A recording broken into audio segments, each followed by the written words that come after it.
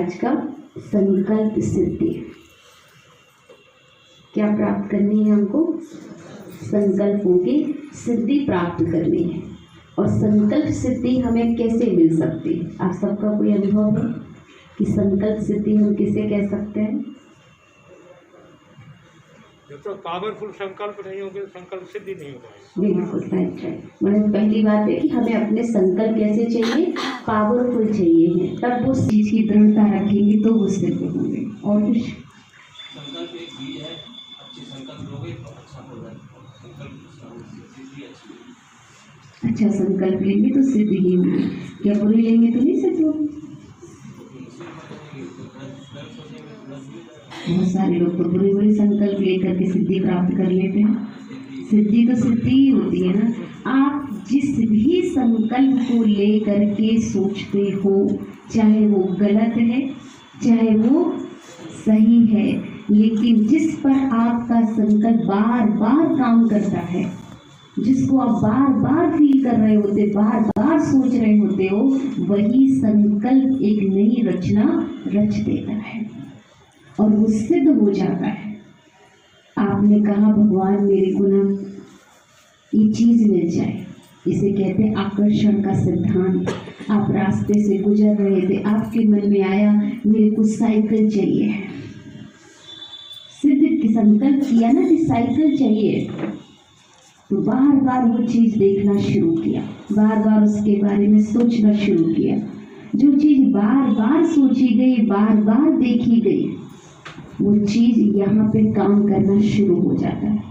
भले वो चीज आपके पास है या नहीं, ये हमारा दिमाग नहीं समझता, तब आपको वहां से कुछ मिलता है।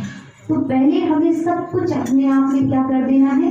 एकदम पूरा समर्पित कर दीजिए। बाबा मेरे पास कुछ भी नहीं है, जो कुछ मेरा है वो तेरा है, तेरा तुझको अर्पण है, क्या लगे मेरा। इतना पूरा निर्भय होकर बाबा पे छोड़ दीजिए। फिर देखिए बाबा भी आपको पूरी प्रकृति कायनात मिलकर आपके संकल्प को पूर्ण करेंगे।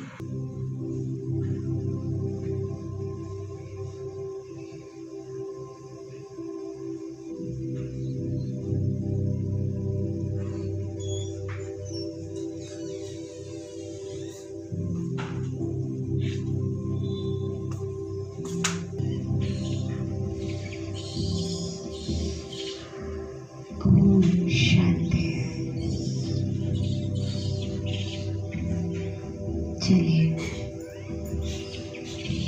कुछ पल के लिए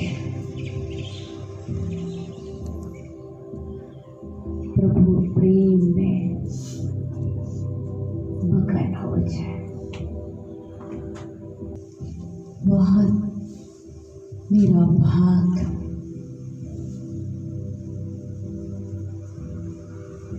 इस कोटों में कोई और कोई में भी कोई भाग्यवान आत्मा हो गई।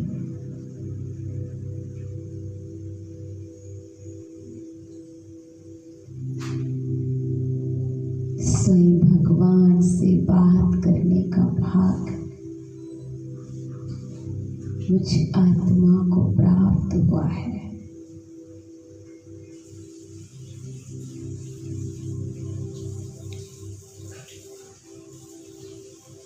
स्वयं भगवान ने मुझे चुना है।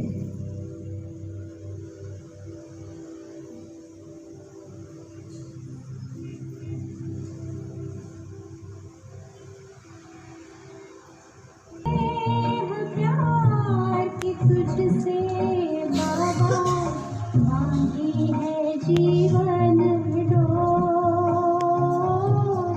मांगी है जीवन डोर।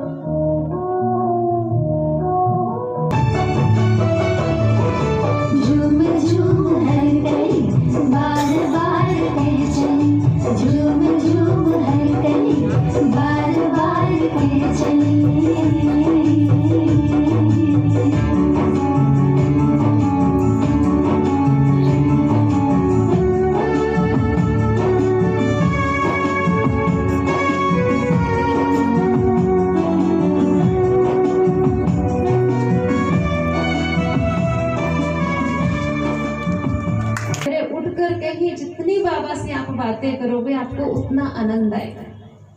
और अगर मैं यहाँ बोल रही हूँ आप वहाँ कर रहे हो तो सबसे ज्यादा आनंद तो मुझे आ रहा है। आप तो सुनने के बाद ले रहे हो। बाबा जब डबल विदेशी आते थे ना बाबा से मिलने, तो हम क्या कहते थे, बेचारे डायरेक्ट भगवान की आवाज भी नहीं समझ सकते। हम यही कहते थे ना उनके, इनकी किस्मत देखो, ये डायरेक्ट भगवान के शब्द नहीं सुन सकते, इनको वाया ट्रांसलेट है ना, कोई ट्रांसलेट करे तो उन बेचारों को समझ में आता है। लेकिन यहाँ तो हम भी हिंदी जानते हैं, सुनाने वाला भी हिंदी जानता है ना, लेकिन फिर भी हम बीच में कोई टीचर थी किसी, उसको वाया बना के फिर बाबा को याद कर रहे हैं। तो हम कौन है? कुंभकर्ण आया ना मुरली में, भारतीय कुंभकर्णों को कौन जगाएगा? विदेशी जी गाएंगे। तो कौन से कुंभकर्णों को? वो जो बाहर वाले अज्ञानी हैं उनको नहीं, ज्ञानी आत्माओं को ही जगाएंगे। ज्ञानी आत्माओं को कैसे जगाएंगे? उन्होंने सारे साधन यूज करके देख लिए, उनको पता चल गया साधनों में कुछ भी रखा नहीं है। और हमारे को लगता है कि ये साधन बहुत कुछ है, साधन बड़ी कमाल की चीज है, हम साधनों के पीछे हो जाते हैं। फिर वही आकर के हमें साधनों से अनासक्त करवाते हैं कि इनसे बुद्धि योग तोड़ो, थोड़ा स्वावलंबी भी बनो, अपने आप में जीना सीखो। तो शिव बाबा का एक इशारा यही है कि जो मैंने आपको 6-7 बातें बताई हैं उस पर पक्के रहो। पहली बात, अमृत वेला, कितने बजे से कितने बजे तक? और अगर 4 बजे से पहले उठ जाओ तो अच्छा है ना। चलो आप घरों में लेट सोते होंगे तो 4 बजे ही उठे, वो बहुत अच्छा है। नहीं तो 3 से 5 का अमृत वेला बहुत अच्छा होता है। 2 घंटे टिक के करो। अक्सर करके बहने क्या कहती, पूरे दिन में सोने को नहीं मिलता ना, तो इसलिए सवेरे जो है 4:30 तक योग करके फिर 1-1.5 घंटा सो जाते हैं। अक्सर करके बहने ये कहती, दिन में टाइम नहीं मिलता, जब टाइम मिलता है तब आप सो जाते हो, तो कमाई कब करोगे? कमाई कब करोगे? तो हर बहन का, हर भाई का, चाहे वो गृहस्थी है, चाहे वो सेंटर पर रहती है बहन, चाहे वो कहीं भी रहता है बच्चा, बाबा कहता है हर बच्चे का कम से कम 4 घंटा योग तो होना ही चाहिए। जो बाहर वाली कमाई है, बाबा ने कहा भाई पैसे की कमाई जो आपके काम नहीं आनी, किसी की दबी रहेगी धूल में, किसी की राजा खाए, बाबा बोलता है ना, उसके पीछे तुम इतने इतने घंटे देते हो। और ये जो पद्मों की कमाई तुम्हारे काम आनी है, इसके लिए भी समय दो। जब भी टाइम मिले बाबा की याद में टिक जाओ। ये किसी को बताना थोड़ी होता है, ये अंदर की बात है। आप मेरे से बात करते हो, जब मेरा नंबर आता है उस समय आप अशरीरी हो जाओ, वतन में एक चक्कर लगा के आ जाओ। आ सकते हैं या नहीं आ सकते? मान लो हम 2 सखियां आपस में बात कर रही हैं, पहले आपने मुझे सुनाई, मैंने चुपचाप सुनी, अब मैं बोल रही हूँ तो आप बीच में वतन में चक्कर लगा के वापिस आ जाओ, बीच में मुरली की पॉइंट याद कर लो। अगर दूसरे की बात जरूरी नहीं है, जरूरी है तो फिर बाबा ने उस विषय में क्या कहा ये चिंतन कर लो। तो बाबा ने कहा जो बच्चे अमृत वेला पावरफुल करते हैं और मुरली बड़े ध्यान से सुनते हैं, वो कभी भी जीवन में हार नहीं खा सकते, हर परिस्थिति में उनकी विजय निश्चित है। और जो भोजन मौन में करते हैं वो शक्तिशाली बनते हैं, और जो भोजन मौन में नहीं करते, बाबा कहता उनका भोजन माया खा जाती है, फिर माया शक्तिशाली बन जाती है और बच्चे कमजोर रह जाते हैं। जैसे हम बच्चों को कहते हैं टीवी देखते हुए खाना नहीं खाओ, अंदर तो फिल्मों के सीनरीज जा रहे होते हैं और खाना खा रहे होते हैं, उन्हें पता ही नहीं कितना खा गए और क्या खा रहे हैं, क्योंकि ध्यान कहाँ जाता है उनका? टीवी में। तो इसी तरह बाबा ने कहा मेरे बच्चे अगर बाहरी संकल्प सोचते सोचते खाना खा रहे हैं तो उनका खाना भी माया ही खा रही है ना, खुद तो नहीं खा रहे ना। जबकि ब्रह्मा भोजन तो संगम युग पर ही नसीब होता है। जब ब्रह्मा भोजन संगम युग पे नसीब होता है तो इस ब्रह्मा भोजन को बड़े प्यार से बाबा के साथ खाना है। नुमा शाम का योग जो अभी आपने किया 500 रूपों की ड्रिल, ये क्यों ज़रूरी है? हर घर में जब शाम को लाइट ऑन करते हैं तो हाथ जोड़ते हैं कि अंधकार को ख़त्म करने के लिए ये लाइट है। और अगर ये लाइट नहीं आती तो चाहे घर में दिया ही जलाएं, मोमबत्ती जलाएं, पर रात को जरूर जलाते हैं। जिस घर में नहीं होती वहाँ बड़ा डर रहता है, डर डर के वो पूरी रात काटते हैं। लगता है ना थोड़ी सी भी लाइट हो पर होनी चाहिए। इसी तरह हम बाबा के बच्चे जिनकी ये लाइट जली हुई है, चाहे थोड़ा देर ही बैठे, 7 से 7:30 ही बैठे, लेकिन जरूर बैठे, क्योंकि इससे पता नहीं कितनी आत्माओं का अंधकार दूर होता है। कितनी आत्माएं हाथ जोड़ के हमारा इंतजार कर रही होती है कि कोई ना कोई हमें आशा की किरण दे, क्योंकि पूरे संसार को अगर किसी ने कुछ देना है तो वो कौन है? आप ब्राह्मण बच्चे।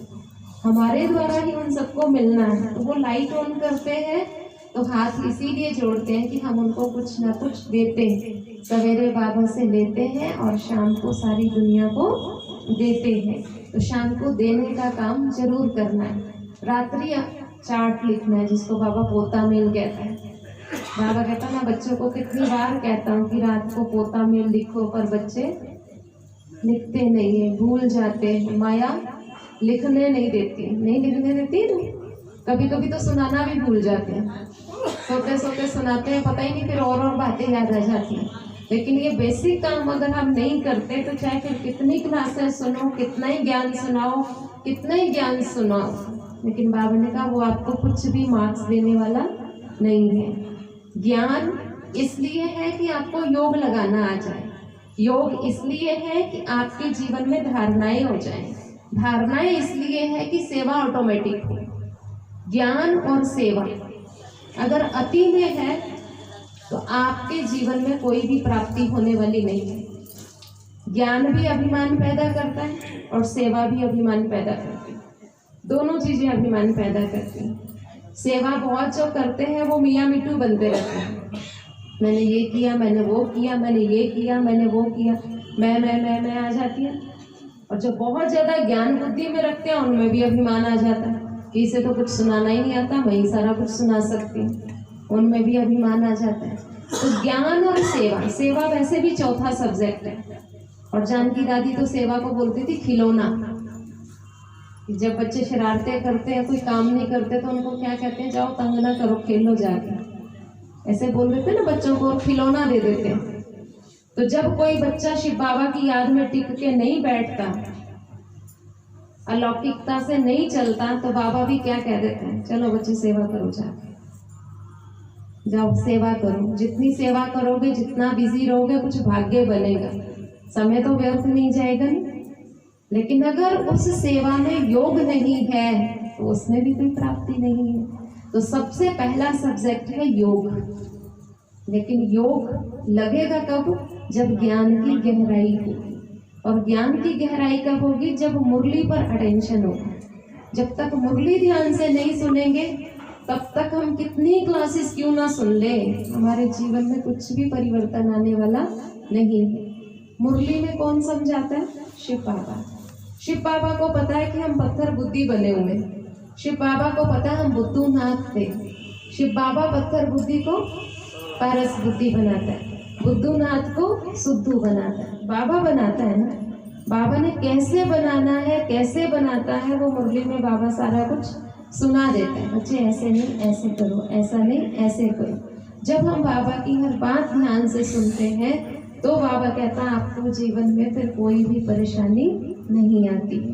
लेकिन जब बाबा की बात ही भूल जाते हैं तो फिर तो परेशानियों वाला जीवन है ही।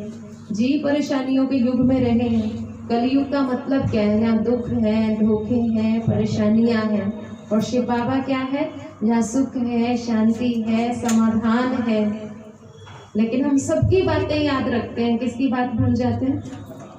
जब सुख शांति के सागर को भूल जाते हैं, समाधान दाता को भूल जाते हैं और दुख देने वालों को याद रखते हैं, तो फिर हम कह नहीं सकते कि बाबा वो नहीं करता जो हम चाहते हैं। बाबा वही करता है जो आप चाहते हो। आप अपने दिल से क्या चाहते हो? देहधारियों की बातें याद करना। कभी दिल से चाह के देखना कि मुझे मुरली याद करनी है, फिर हमें मुरली कभी भूलेगी नहीं, कभी नहीं भूलेगी। लेकिन हम याद करते ही दूसरों की बात है। किसी ने प्यार दिया तो उसकी बात याद रहेगी, किसी ने गाली दी तो उसकी बात याद रहेगी, लेकिन बाबा की बात भूल जाती है। अच्छे से भूल जाती है। अभी मीनू बहन भी बता रही थी ना, चप्पल जूतों तक भी याद नहीं रहती। जूतों में चप्पलों में ही माया होती है, उनको पहनते ही सारी बातें बाहर की याद आती हैं।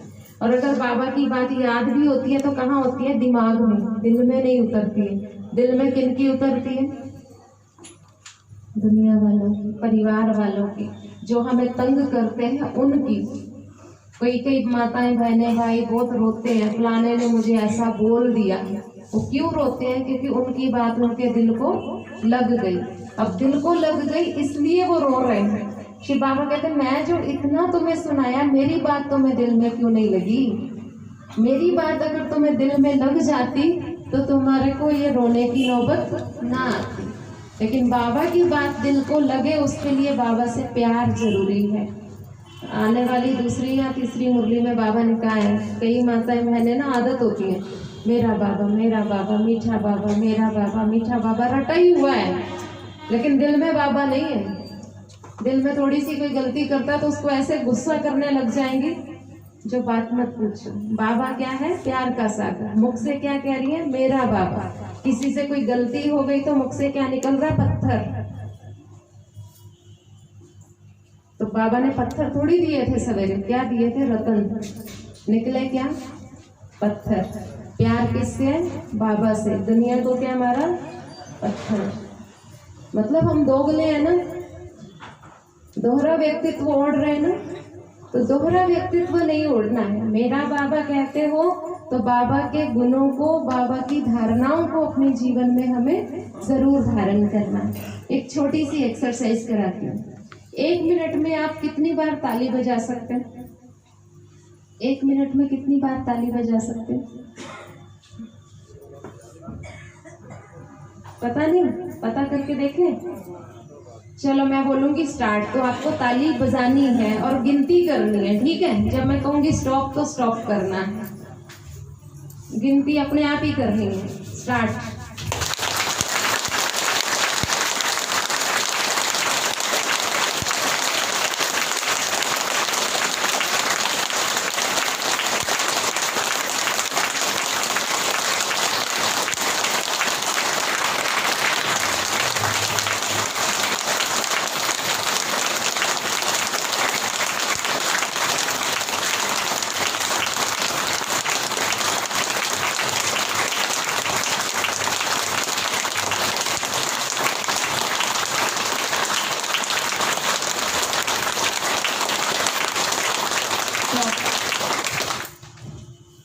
कितने हुए? 140, 125, 140, 150, 112, 158,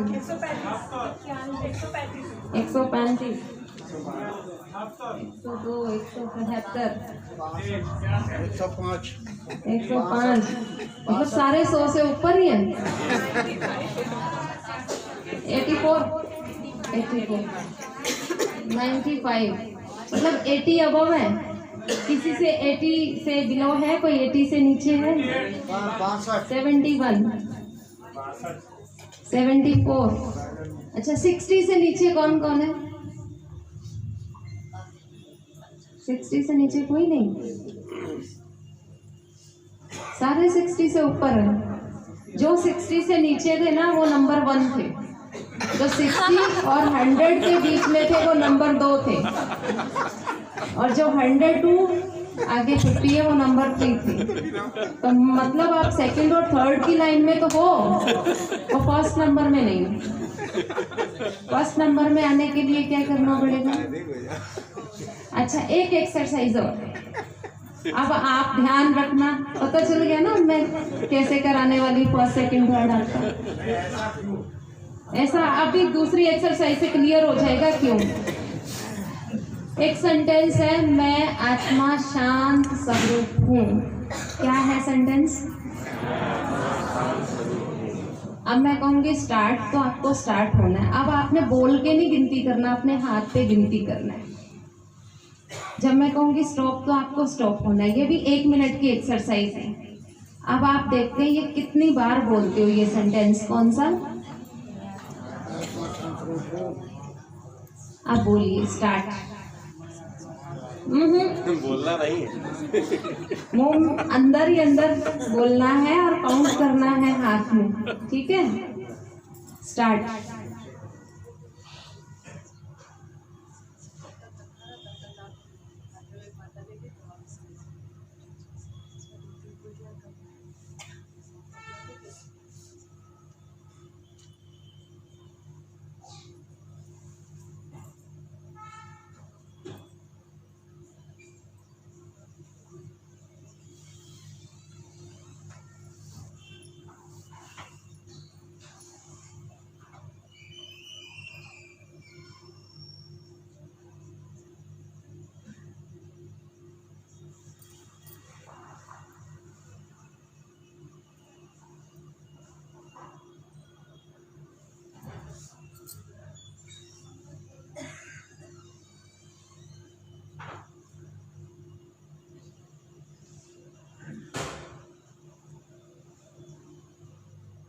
स्टॉप।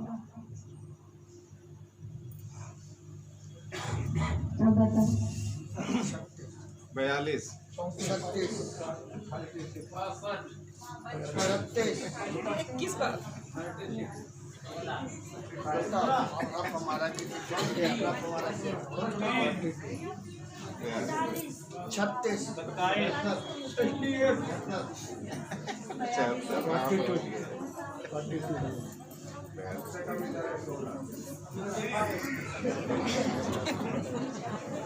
किसके 20 से नीचे है?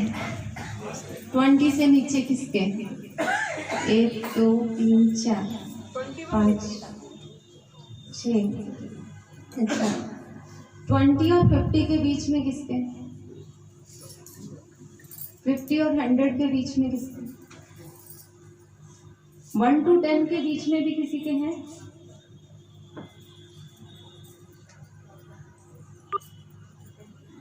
इसमें तो सारे ही फेल है, एक भी पास नहीं है, एक भी पास नहीं है।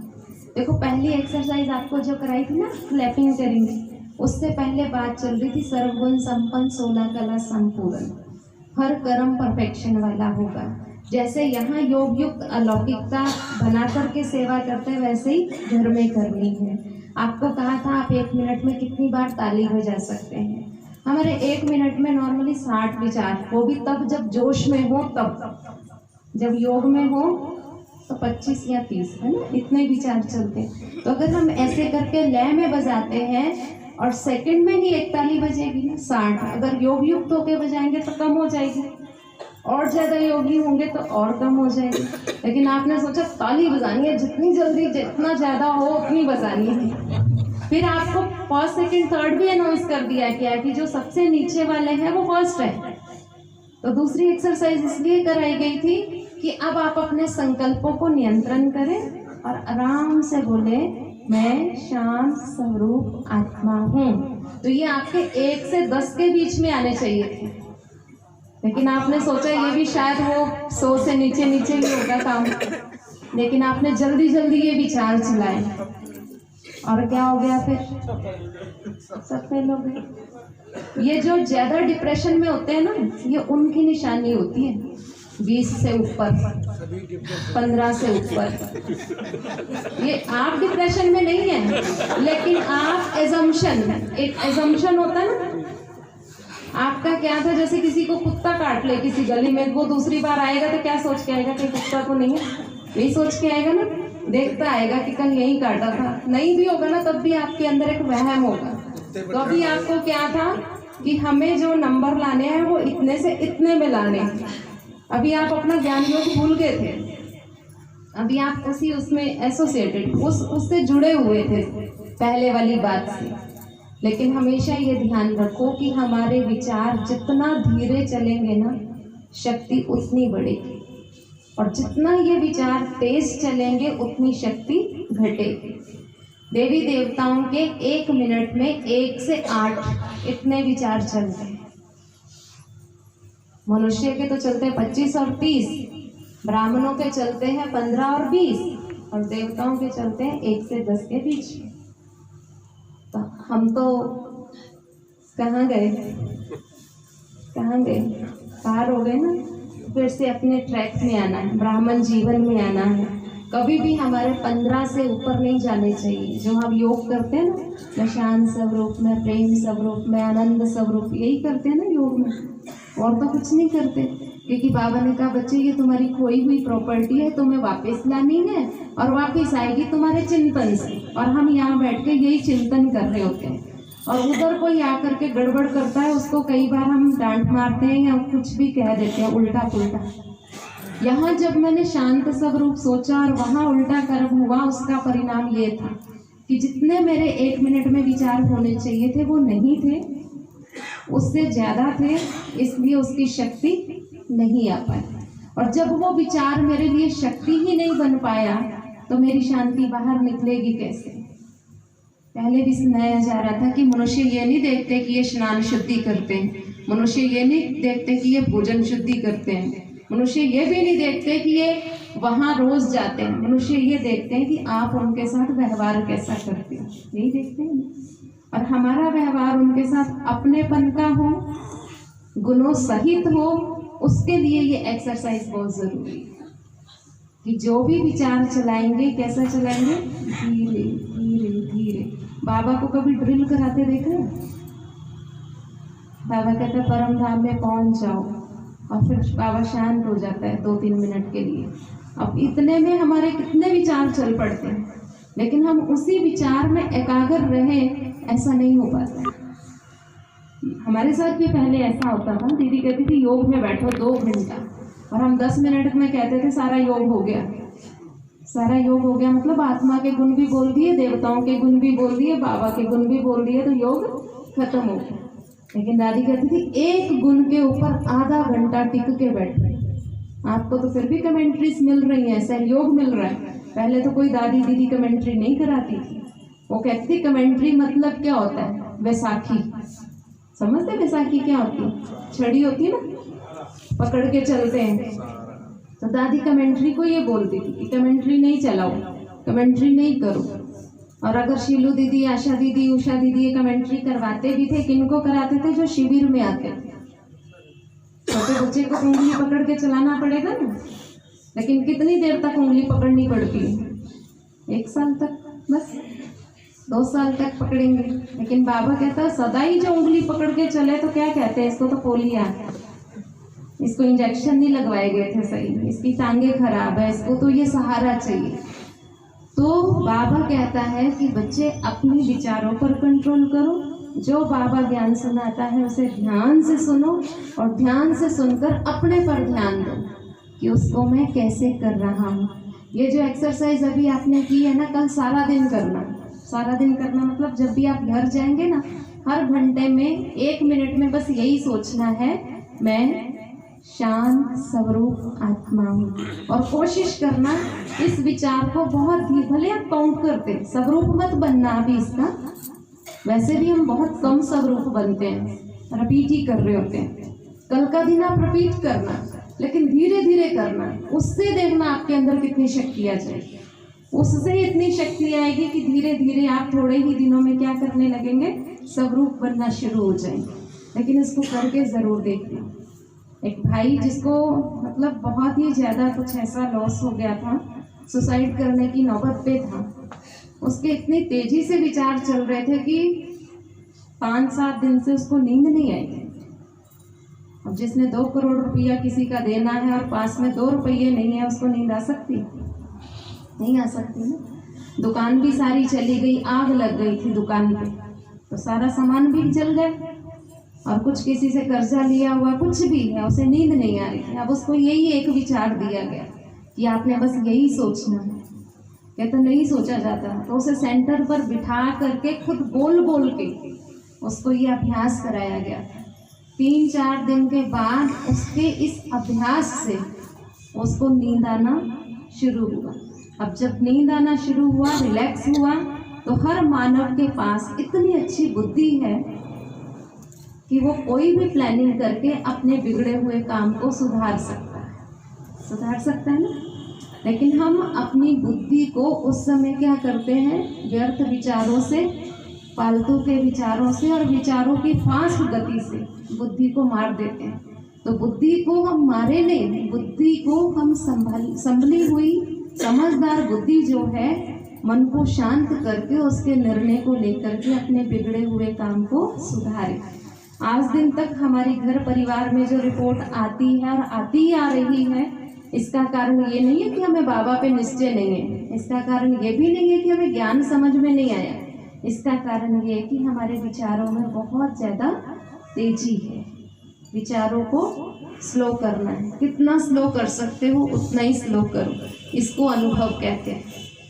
किसी भी चीज़ का अगर आपको अनुभव करना है तो अपने विचारों की स्पीड को स्लो करना ही पड़ेगा। अब सवेरे जब आप आएंगे, एक शांति के गुण पे ही आपको आधा घंटा बैठना है। कोई कुछ नहीं बोलेगा, लेकिन आपको ही बैठना है, खुद ही चिंतन करना है। उसमें क्या सोचना है? मैं आत्मा शांत स्वरूप हूँ। अब 1 मिनट की ये एक्सरसाइज फिर से करेंगे।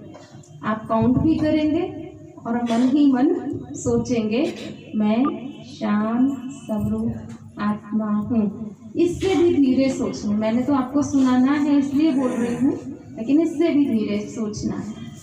स्टार्ट।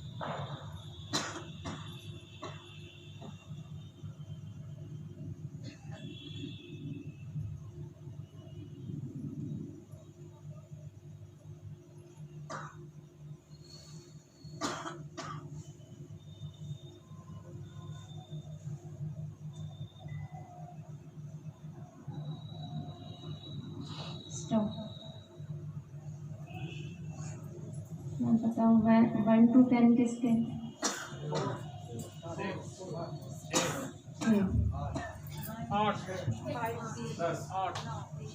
3 आए, तो शिव बाबा बन गए, 3 आए। 6 है। अब आ गए ना सब नंबर 1, क्योंकि अब आपको ये समझ में आ गया कि हमें अपने विचारों की स्पीड को क्या करना है? स्लो करना है।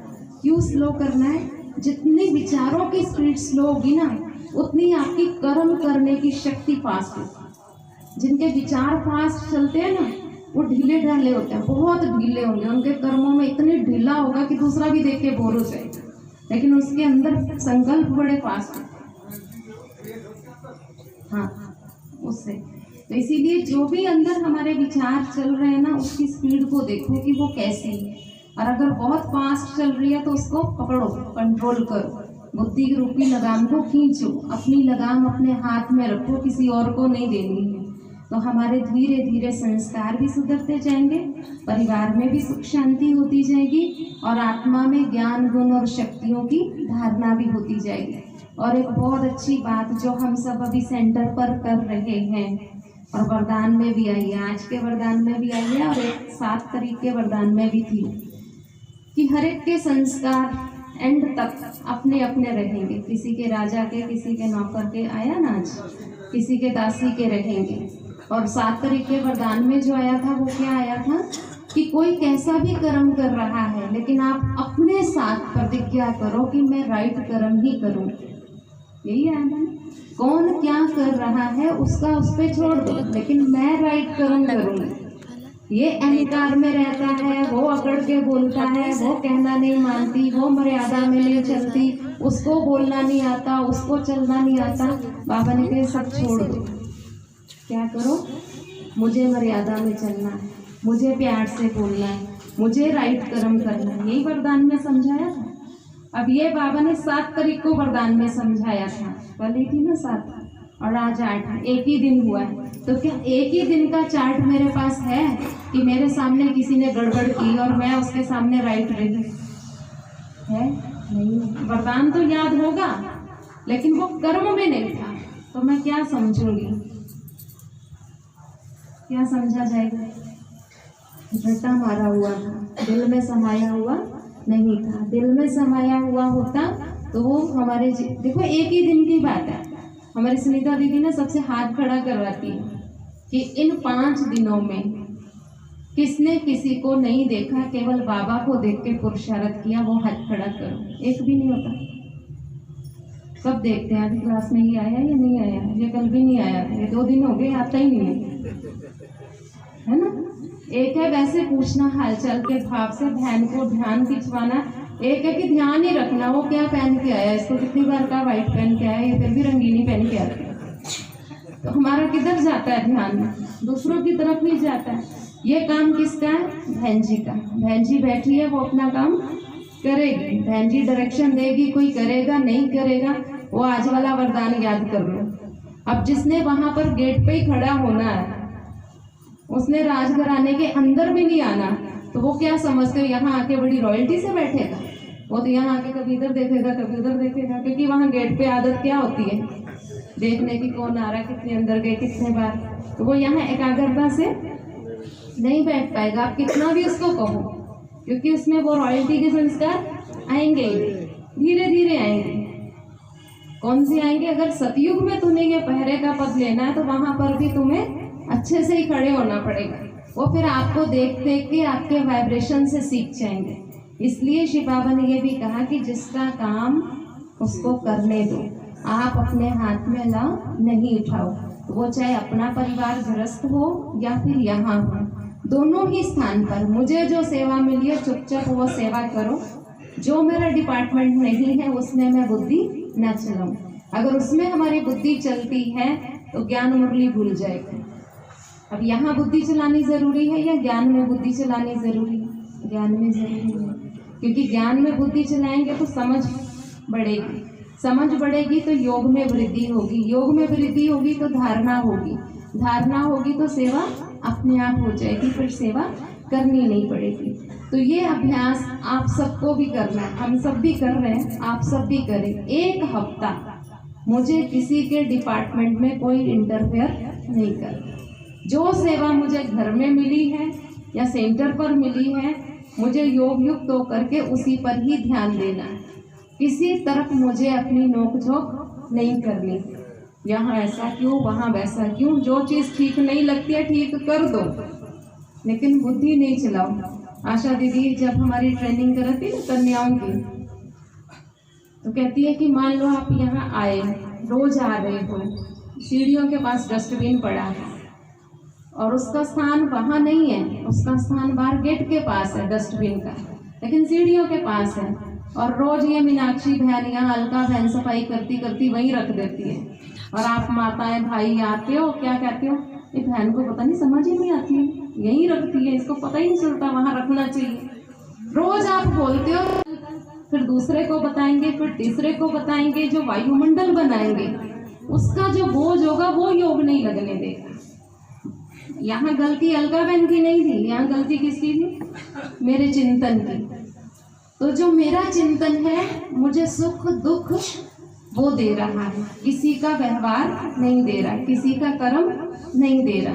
हम कहते ना इसके कर्मों से मैं दुखी, इसके कारण मैं ऐसे, किसी के कारण कोई दुखी नहीं है, सब अपने विचारों से। एक छोटी सी एक्सरसाइज है, यहाँ पर कल आपका बर्थडे है ना, पता नहीं आपको चाय मिलती है बर्थडे वाले दिन या नहीं मिलती है? डेली मिल रही है चाय, आजकल डेली मिल रही, मॉर्निंग रोज सुबह पी रहे हैं चाय? मॉर्निंग में। अच्छा मान लो आपको चाय दी बहन ने, ठीक है, आपको सुबह सुबह चाय दी और आप कुर्सी ढूंढ रहे हैं, आप उठ करके वहाँ कुर्सी तक जा रहे थे, मैंने पीछे से धक्का मारा, क्या हुआ? चाय गिर गई। क्यों गिरी? मैंने धक्का मारा, दोष मेरे पे ही आना है। अभी तो बताया किसी पे ब्लेम नहीं करना, लेकिन फिर भी क्या कहा? आपने धक्का मारा। अच्छा चलो मैंने मान लिया मैंने धक्का मारा, ये बताओ चाय क्यों गिरी? हाँ नहीं, चाय क्यों गिरी? आप भी भले गिरो, पर चाय क्यों गिरी? चाय क्यों गिरी?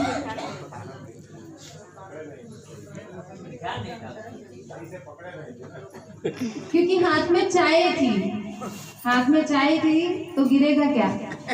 चाय गिरेगी ना। पानी होता तो, दूध होता तो हाथ में चाय थी, इसलिए स्वाभाविक है कि चाय गिरी। अब आप योग करके घर जा रहे थे और मैंने क्या किया, देखो ये ढोंगी आ गई है, व्हाइट साड़ी पहन के चली गई थी, वैसे तो जीवन में कुछ है नहीं, और आपने फिर अंदर से क्या निकाला, खुद तो इसने करना धरना कुछ होता नहीं है, मेरे को और ढोंगी कह रही है, मैं तो इतनी अच्छी हूँ, मैं ये हूँ, मैं वो हूँ। आप भी नेगेटिव बोलना शुरू हो गए। जो मैंने आपको ढोंगी कहा वो मेरा धक्का था, वो मैंने आपको धक्का मारा था। आगे जो आपके मुख से शब्द निकले वो आपकी कलेक्शन थी कि आपने यहाँ आकर के अंदर क्या भरा। गलती गलत कहने वालों की नहीं थी, गलती कहाँ थी कि मेरे अंदर क्या भरा हुआ था।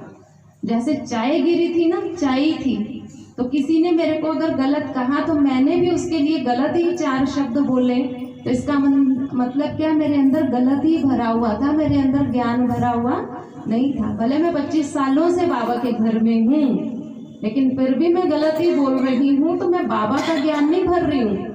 यहाँ आके भी मैं इसकी कमी देख रही हूँ, उसकी कमी देख रही हूँ, उसकी कमी देख रही हूँ, वो भर रही हूँ, इसलिए मेरा जीवन धारणा युक्त नहीं बन रहा है। तो जीवन को धारणा युक्त बनाने के लिए हमें किसी को नहीं देखना। मेरी ड्यूटी क्या है, मेरा कर्म क्या है, मुझे केवल उसी पर ध्यान देना है। अगर मैंने उस पर ध्यान नहीं दिया तो क्या हो जाएगा, गड़बड़ हो जाएगी। तो एक एक की बात ध्यान से सुननी है, किसकी, बाबा की। एक एक्सरसाइज और करके फिर योग करते हैं, ठीक है। अच्छा, मैं कहूँगी शिव बाबा कहते हैं ये करो तो आपको करना है, और अगर मैं कहूँगी शिव बाबा, जिसमें शिव बाबा नहीं आएगा ना वो काम आपको नहीं करना, ठीक है। जिसमें शिव बाबा आएगा वो काम आपको करना है। कोई नहीं, एक बार फिर से करें। जिसमें शिव बाबा आता है वो करना है, जिसमें शिव बाबा नहीं आता वो नहीं करना। एक बार आपने की हुई है, बहन बोल रही है, तो मतलब दूसरी बार में आप बिल्कुल तैयार रहना, ठीक है। चलिए, शिव बाबा कहता है आंखें बंद कर लो।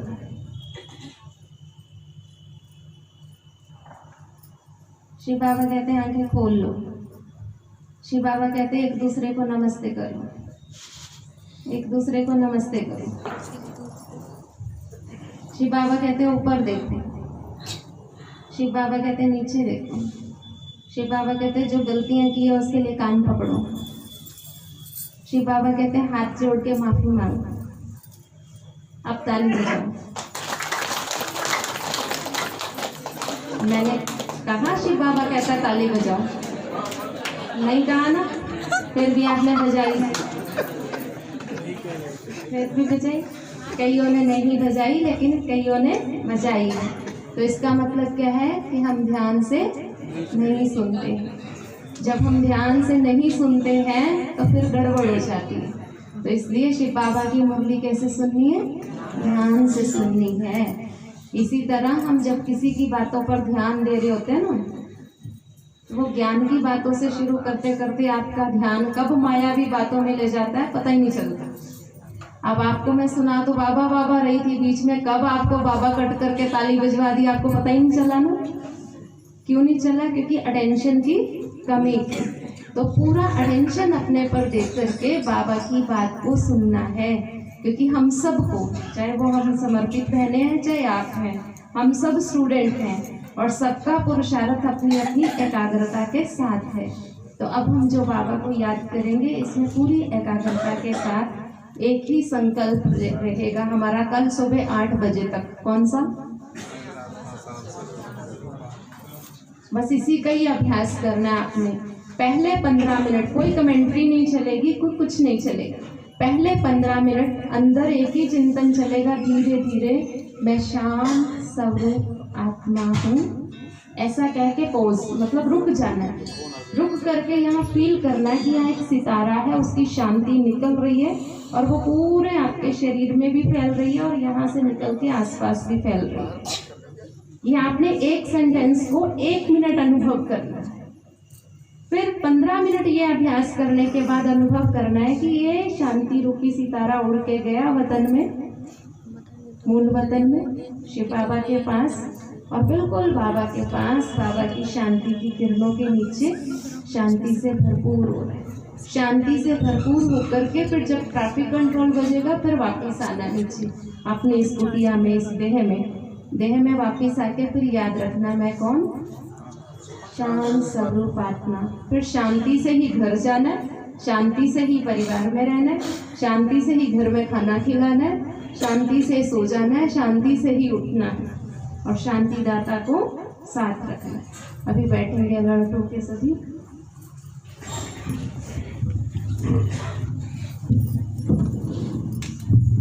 दीदी को और आप भाई बहनों को जिनका जन्मदिन है सबको बहुत बहुत मुबारक।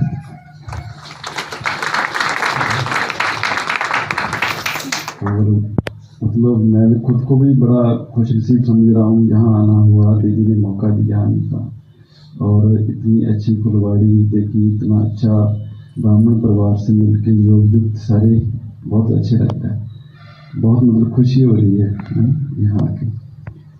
और अनुभव की बात, दीदी हमेशा वैसे भोजन की वो अपना तो मेन जैसे भोजन से शुरू होता है प्रोग्राम ब्राह्मणों का, भोजन से क्यों, क्योंकि भोजन से भी हमको जो शक्ति मिलती है कि हम लोग कैसे मतलब दृढ़ता से संकल्प करते हैं ना, तो उसका फल कैसे बाबा हमारा दृढ़ता से जो किया संकल्प है उसको कैसे पूरा करते हैं। एक कदम बाबा की तरफ बढ़ाओ तो बाबा कितने कदम आगे आता है जी। तो वो थोड़ा सा अनुभव अपने, जैसे दीदी ने बताया ना कि अनुभव से, तो हमको थोड़ा अच्छा लगता है अनुभव से जो ज्ञान सुनाना। तो ज्ञान में जब आए तो हम अलवर राजस्थान से कोर्स हुआ, और कोर्स क्योंकि संगठन में हुआ था उस समय, वहाँ पर शिवरात्रि का प्रोग्राम था, तो ज्ञान सुना, अच्छे से समझ भी आया, जितना समझा मतलब समझाया गया उतना समझ भी आया। लेकिन जो धारणाओं की बात है तो संगठन में वो उतनी क्लियर नहीं हो पाती है, क्योंकि बहुत सारे लोग थे इकट्ठे जिनको कोर्स करवाया गया था। तो भोजन की शुद्धि और सारे पवित्रता की और भी जो धारणाएँ अपने ब्राह्मण जीवन की हैं वो उतनी क्लियर नहीं हुई थी। लेकिन एक अंदर जैसे लहसुन प्याज की और वो बात हुई थी, तो दृढ़ता से जो बाबा ने बोला कि शुद्धि रखनी है अपना धारणा को, जितनी समझ आई थी वो उसी टाइम धक से, हाँ जी बिल्कुल ये नहीं करना आज के बाद।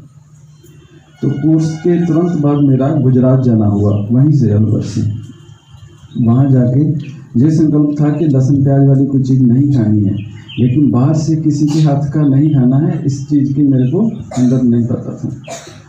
तो वहाँ जाकर के बाहर होटल में जैसे हम खा रहे हैं तो उनको बोला कि मेरे को सैंडविच तैयार कर दो बिना लहसुन प्याज के, कोई लहसुन प्याज की चीज़ नहीं होनी चाहिए उसमें। उन्होंने कहा ठीक है, लेकिन उसने गलती से उसमें एक चटनी डाली थी जिसमें लहसुन था थोड़ा, तो मैं जैसे खाने लगा तो स्मेल आ जाती है लहसुन की, तो बहुत तीखी होती है, तो वो मैं वहीं रोक दिया। और संकल्प आया कि ये तो कहीं भी गलती हो सकती है आज के बाद, तो संकल्प किया कि भाई आज के बाद बाहर खाना ही नहीं है, जो मर्जी हो खुद बनाओ खुद खाओ। उस समय ये नहीं पता था कि अपने इस चीज़ का भी धारणा है कि बाहर से किसी के हाथ का नहीं खाना है या वो सारी चीज़ें।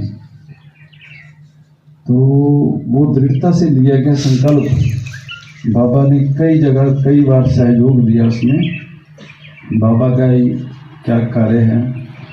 तो उसकी मैं एक दो चीज़ें आपको बताता हूँ कि कैसे कैसे बाबा मदद किए। एक बार जैसे हम ना दो भाई हैं, वो भी सरदार हैं, हम इकट्ठे कोर्स किया था, तो हमारे पास एक किट हमने तैयार करी जिसमें भोजन का पूरा वो सामग्री रहती है। कहीं भी जरूरत पड़ने पर हम लोग जैसे बाहर रहते हैं होटल में अपने रूम में बनाते खाते और चलती है।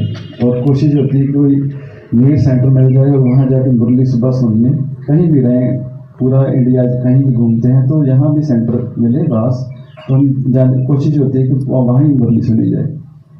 तो एक बार ऐसा हुआ कि वो भाई अलग टूर पर थे, तो और मैं अलग टूर पर जाना पड़ा अचानक मेरे को, और मेरे पास किट नहीं थी भोजन वाली, और लेने का समय भी नहीं था कि मैं सारा सामान ले सकूं। तो एक राइस कुकर जो होता है ना इलेक्ट्रॉनिक, है ना, वो ही सिर्फ था। मैं कहा चलो सब्जी उबालेंगे, खाएंगे, चावल बना लेंगे और काम चल जाएगा। 2-3 दिन का टूर है। तो वो अकेला वो राइस कुकर लेके हम चल दिए, लेकिन एक संकल्प आया कि 3 दिन सिर्फ सब्जी बाल के खाने से काम चलेगा नहीं। चावल तो मैं वैसे बहुत कम कर रहा था, तो कैसे चलेगा बाबा ये काम 3 दिन कैसे निकालोगे? बाहर का भी मैं तो ब्रेड भी नहीं खाता था उस समय, संकल्प ही नहीं था कि ब्रेड बिस्किट कुछ नहीं खाना है सर, अपने ब्राह्मण कहीं तो खा लेते हैं।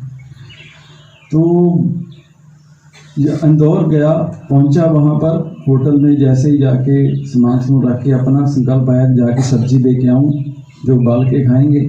सब्जी लेके सब्जी वाले से पूछा कि यहाँ पर सेंटर का एड्रेस पूछा गया, तो उन्होंने बोला कि यहाँ पास ही है। तो हम वहाँ चले गए और वहाँ कोई बाहर नहीं था, कोई दीदी नहीं थी, कोई नहीं थी, शाम का समय था। तो हम सब्जी बाहर रख के बाबा के कमरे में चले गए।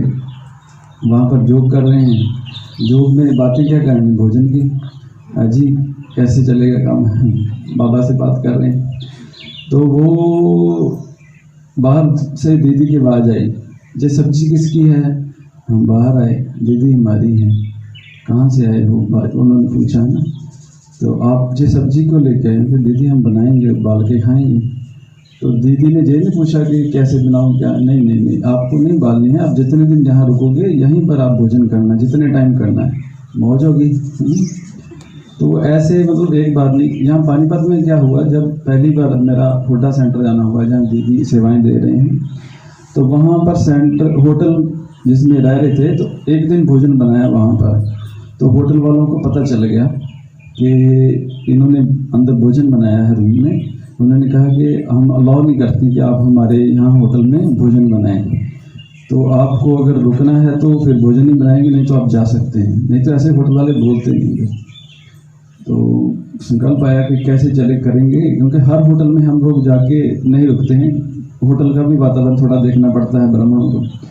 तो सेंटर पर गए तो क्लास के बाद दीदी से मुलाकात हुई। दीदी ने भी यही बोल दिया कि आप जब भी पानीपत आओ तो आपको भोजन बाहर करने की ज़रूरत नहीं है। यानी मौज हो गई अपनी वहाँ पर कि भोजन की कोई वो टेंशन नहीं रह जाती आदमी को।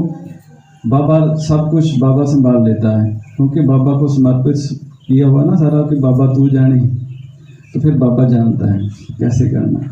तो ऐसे हम लोग दृढ़ता से जब संकल्प करते हैं कि हमको ये नहीं करना है, ये करना है, तो फिर बाबा पूरा साथ देता है। ये अपना खुद का अनुभव है जी।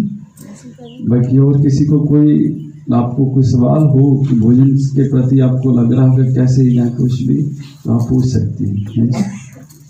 ठीक है, ओम शांति।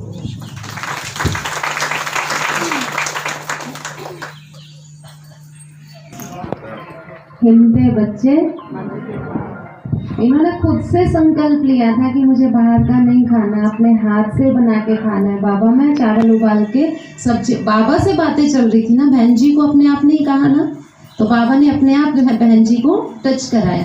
तो इसलिए जब भी आपको कोई भी संकल्प आए तो किसको कहना है? बाबा को। तो सिद्ध तो अपने आप ही हो जाएगा। अभी एक बहुत सुंदर हम सबके सामने गेम